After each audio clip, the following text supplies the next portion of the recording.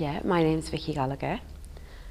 I started off at Stella RC Primary School, which was a lovely little school, nice community, small classes.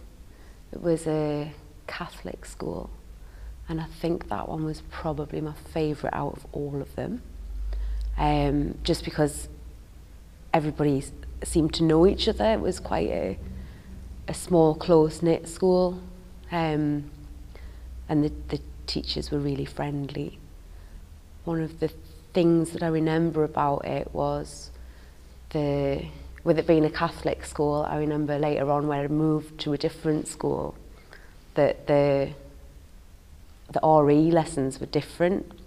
At the primary school I went to, which was Catholic, they had RI lessons, not RE lessons, so it was religious instruction, not religious education, which is something that I thought back on in later life, thinking, yeah, oh, that's a bit shady. And I remember first hearing about Ramadan and thinking, what's that? Oh, there's different religions out there. As a child at the primary school, we only ever learned about the Christian faith.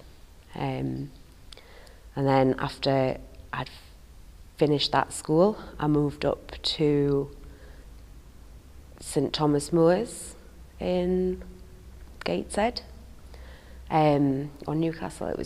I liked that one as well. It was a very good school. It was a grammar school. I don't particularly remember much about it, but I do remember that we were privileged to have the chance to go to that school. A lot of my friends in my street, they went to Writing Comprehensive and would have liked to get into, or the mums would have liked to have got them into Thomas Moores, and they didn't get in, but we did, which I think it was because of my Auntie Pat. I think she must have sent one of the fathers round to have a conversation with someone, or the family priest, and got into that one rather than the Brighton Comp, which was another thing I looked back on thinking, yeah, there was something shady happened. Thomas Moores was a big school. There was like 300 kids in my year. There was plenty of resources there. They had a computer suite,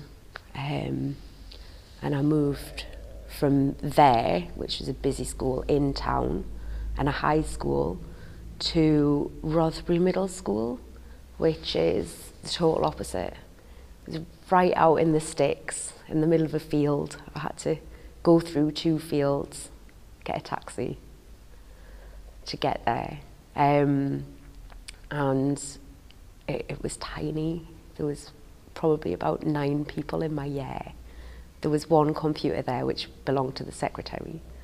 It was a world of difference. It did have a swimming pool, its own swimming pool, so all my friends back at the other school were jealous of that. But yeah, there wasn't much else in it. I went from a high school to a middle school, and then I went over to King Edward's in Morpeth, and I think that's where I got into the wrong crowd, as you say, and just enjoyed myself more than did the learning. I did a lot of sneaking out of classes, and I had lots of fun. It was good. There was a good group of people to knock off with. And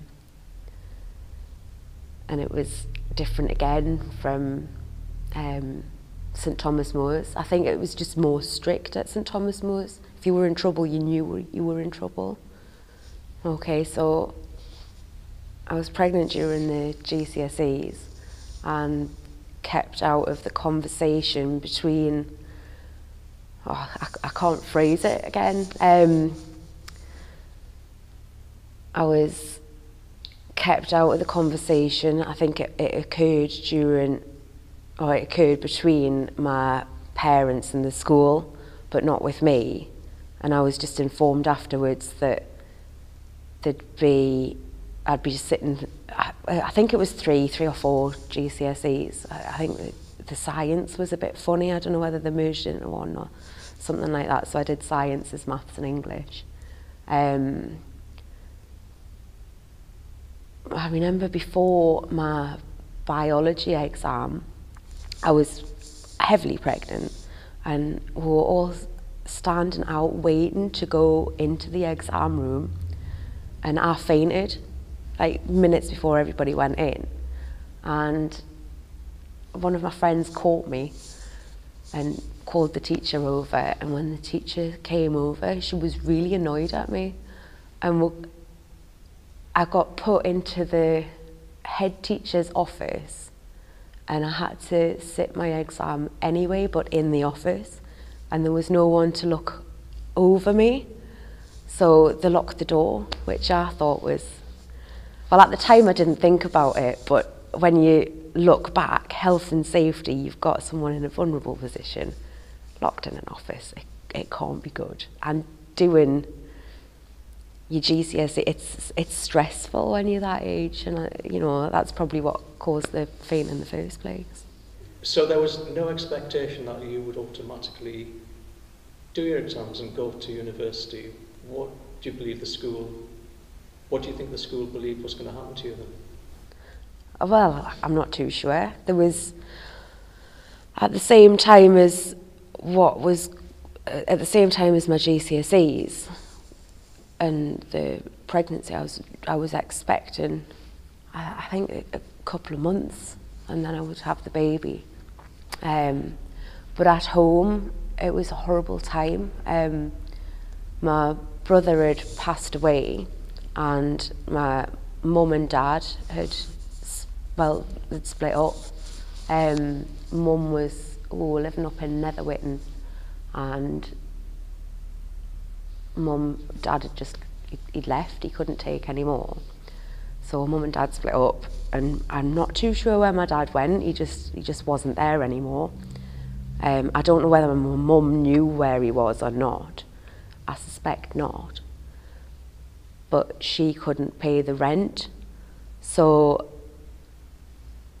we weren't going to stay where we were for long. So we then moved in with my grandma, and I think the school would have lost track of us then.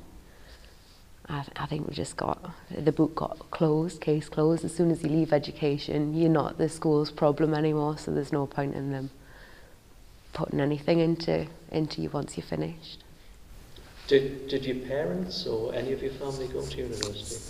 Yeah, my dad went, and my mum as well. Mum did art history, arts and history, and dad did building stuff. So do you believe there was any expectation that you would go to university from your parents, or an atmosphere was created around you that this was a step that you will move into?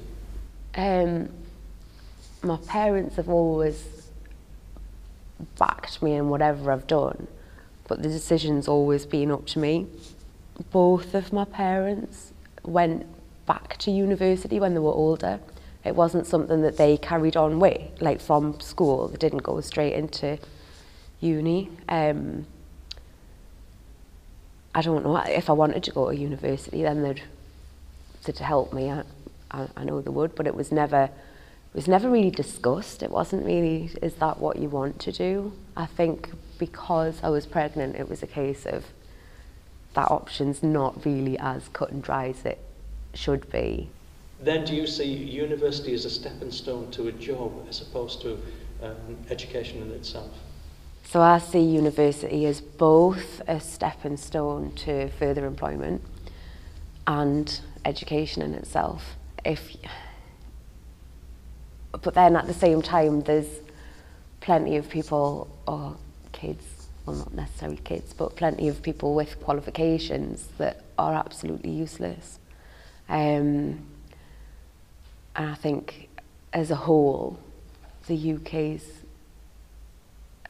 it's rife with people with qualifications, but the jobs aren't necessarily there to keep them going. which is a real shame because those skills just, they're not getting used. And we do have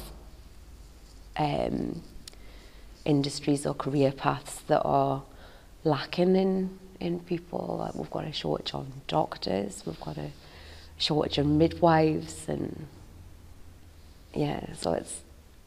When you went to Lancaster University for the seminars, what was your experience of that? Was it the way you imagined a university would operate and its teaching styles? Just your experience of that? So I visited Lancaster University, and when I visited that, it was a different experience to the other universities that I've been to. The way the building's set up, so in Newcastle you have lots of different buildings over the city, and it's not necessarily a space that you go to, it's different rooms that you visit, if that makes any sense. But in Lancaster, it's all on campus, and you go there, you know you're in a university, and you know all the resources are there. I mean, not all in Newcastle, but they're there and they're signposted, and you know that they're available, they're visible, and it's a nice feeling being in there. You know that most people in there have got something in common, so that community kind of spirit thing kicks in, and yeah, the resources are visible. Did it match your expectations of what university is then? Yeah, in a way, and not in another way. I don't know what my expectations were. I did go to college in Newcastle, and that was on the university site.